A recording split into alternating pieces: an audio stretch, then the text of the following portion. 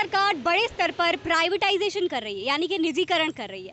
वहीं जो हमारी वित्त मंत्री हैं निर्मला सीतारमण, उन्होंने भी ऐलान कर दिया है कि वो जल्द ही इसके लिए एक रोड मैप जो है वो सार्वजनिक करने वाली है। इसी को लेकर आज हम आ चुके हैं दिल्ली की जनता से बात करने के लिए।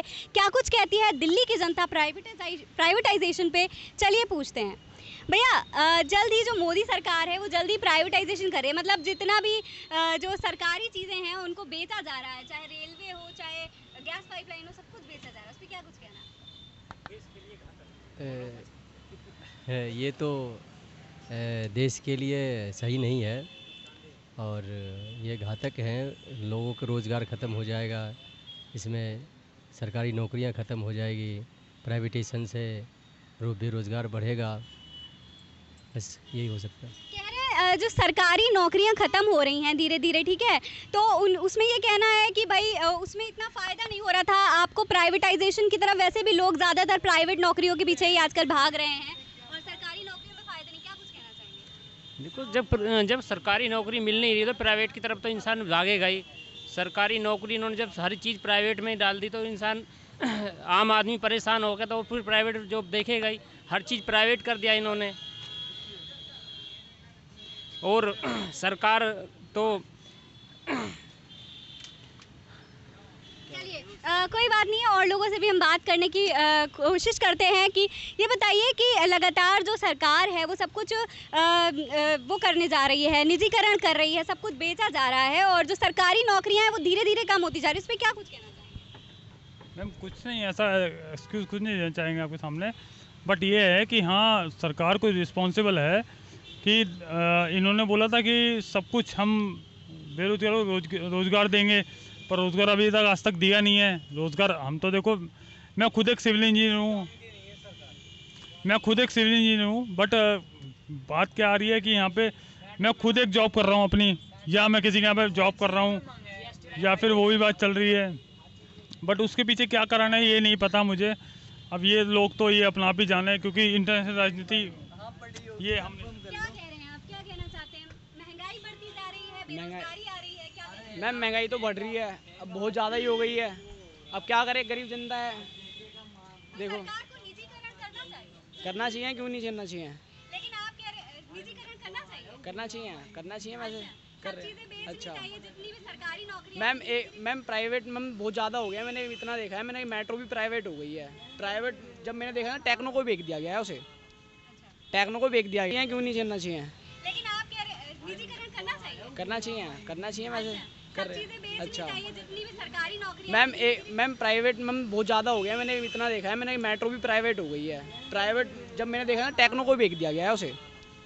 टेक्नो को बेच दिया गया, तो निजीकरण नहीं करना चाहिए। क्यों? मैं पहले इसलिए बोल गया था क्योंकि मुझे पता नहीं था निजीकरण क्यों बोल रहे थे, मुझे पता नहीं था। तो मुझे निजीकरण का तो मैं जब ये मेन मुद्दा आया ना, जो रोडें भी बेच दी जा रही है, वो गलत है, वो तो गलत ही है। और पंजाब वाला मैटर भी चल रहा है, वो तो अलग ही मुद्दा है, आपको तो पता ही है। और पेट्रोल ज़्यादा महंगा कर दिया बस। तो जैसे अपनी दुकान लगा रखी है, तो सरकार का कहना है चाहे पकोड़े बेच रहे हैं या दुकान लगा रहे हैं, वो सब भी एक तरीके से जो है रोजगार ही है। तो उसमें प्राइवेटाइजेशन एक तरीके से फायदेमंद ही है। तो आप क्या कहना चाहेंगे? मैम सरकार ने तो सब कुछ ख़त्म कर दिया, मैं क्या बोलूँ। सरकार हमारी तो सुन ही नहीं सकती। वो तो बैठी हुई है, बस खा रही है दबा के। उसको क्या मिल रहा है? सब कुछ मिल रहा है उसे। पहले मोदी सरकार, जब मोदी जी आए थे तो कहते थे कि हम जो है निजीकरण के विरोध में हैं, हम उसका समर्थन नहीं करते हैं, और अब जो है वो खुद ही बड़े स्तर पर निजीकरण किया जा रहा है। क्या कुछ कहना चाहेंगे? मोदी जी को गंगा माँ ने रात को सपना दिखाया है कि आप जो है जाते जाते इस देश को प्राइवेट लिमिटेड बना करके चले जाइए। जब ये आए थे तो ये 2 करोड़ नौकरियों की बात करके आए थे। अब पता नहीं कितने लोग बेरोजगार हुए हैं, इसका अंदाज़ा लगाना ही बड़ा मुश्किल है। दूसरी चीज़ कि जब 2014 में हम लोग अपने घर से आते थे तो थर्ड एसी का किराया 800 कुछ रुपये हुआ करता था। आज की डेट में 1600 कुछ रुपये है उसका किराया। मोदी जी ने धीरे धीरे ऐसा जनता की जेब काटी है कि जिसका जवाब देना शायद जनता के भी बस की बात नहीं है। रही बात महंगाई की, तो इनके लिए 2 ही लोग हैं, अडानी और अंबानी, जिनको कि ये पूरा अपनी दोस्ती के लिए मतलब पूरे देश को बंधक बनाना चाहते हैं। ये प्राइवेटाइजेशन नहीं हो रहा है। नहीं, कहते हैं कि सरकारी नौकरियों में बड़ी कामचोरी होती है, लोग ढंग से काम नहीं करते, उस पर क्या कहना है? अरे तो नेता सबसे बड़े कामचोर हैं, तो अपने आप को क्यों नहीं ये लोग समर्पित कर देते हैं कि भाई मैं काम नहीं करवा पा रहा हूँ, तुम करवाओ, दूसरे लोगों को लाते ईमानदार को।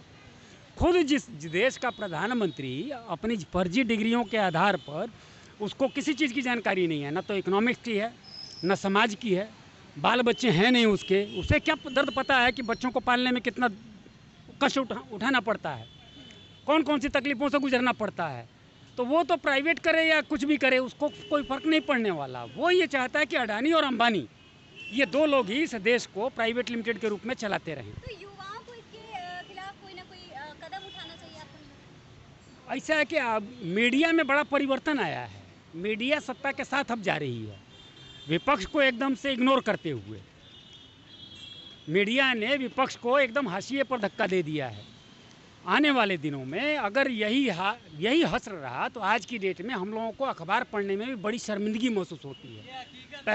पहले हम लोग अखबार पढ़ करके बड़े खुश होते थे, लेकिन आज की डेट में अखबारों को, टीवी चैनलों को देखने के बाद में बड़ी शर्मिंदगी महसूस होती है कि साला इसके लिए हम लोग पैसा क्यों खर्च करते हैं।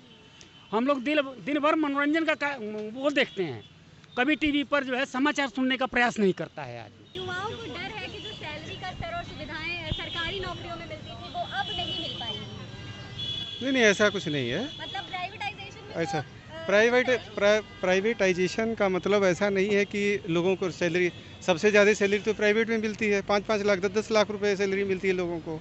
तो युवाओं को तो जिस युवा में टैलेंट है वो युवा तो कहीं भी नौकरी जा करके कर सकता है। एमएनसी में नौकरी लोगों को 10-10 लाख रुपए महीने की मिलती है, तो कैसे युवाओं को डर रहेगा क्या।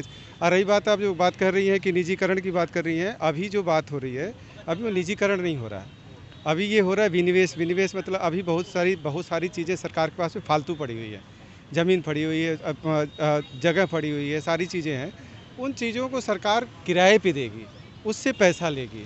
जनता को, सबको पूरे देश में वैक्सीन लगाई जा रही है, फ्री में लगाई जा रही है, सबको राशन फ्री में मिल रहा है, पीएम आवास सबको फ्री में मिल रहा है, टॉयलेट सब फ्री किस बात की, वैक्सीन क्यों फ्री है जब बड़े स्तर पे जो है लोगों से टैक्स लिया जा रहा है। टैक्स नहीं, टैक्स का मतलब है टैक्स से वैक्सीन से कोई लेना देना नहीं ना।